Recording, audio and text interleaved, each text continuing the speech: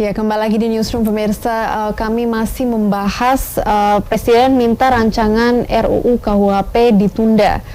Pak Fikar, mungkin closing statement dan harapan Pak Fikar untuk kedepannya. Harapan saya ini benar-benar ditunda ya oleh Presiden, tidak hanya lip service saja gitu ya, tapi harus sungguh-sungguh ini ditunda. Bahkan mestinya Presiden kalau alasannya akan menangkap lagi suara rakyat, mestinya juga tidak hanya menunda ini, tapi juga menunda revisi tentang membatalkan revisi undang-undang KPK. Revisi tentang pemasyarakatan, undang-undang pemasyarakatan itu paralel tuh ya.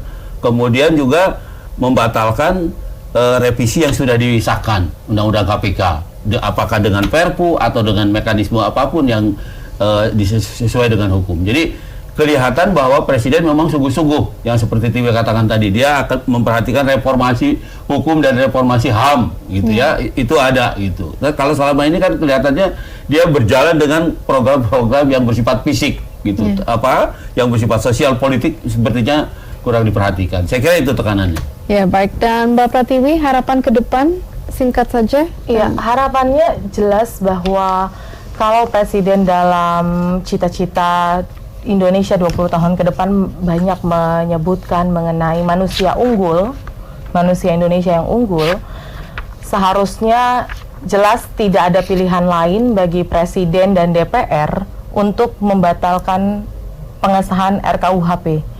Karena kalau RKUHP saat ini disahkan, maka Presiden, pemerintah, dan DPR setuju bahwa manusia Indonesia hari ini bukanlah manusia yang unggul, artinya kita kembali ke peradaban yang uncivilized, belum beradab, seperti itu. Karena banyak pasal dari RKUHP ini justru mengasumsikan bahwa masyarakat Indonesia belum beradab. Balik ke zaman dulu. Betul sekali. Nah, dan kami juga berharap sebetulnya Presiden untuk masuk ke dalam periode keduanya, mengambil keputusan-keputusan yang tepat berkaitan dengan reformasi hukum dan pembangunan HAM, begitu ya, dan mendengarkan apa yang menjadi masukan masyarakat, seperti membatalkan pengesahan undang-undang KPK, karena jelas kalau revisi undang-undang KPK yang kemarin baru disahkan tidak segera dibatalkan oleh Presiden, kita berkesimpulan bahwa memang Presiden tidak punya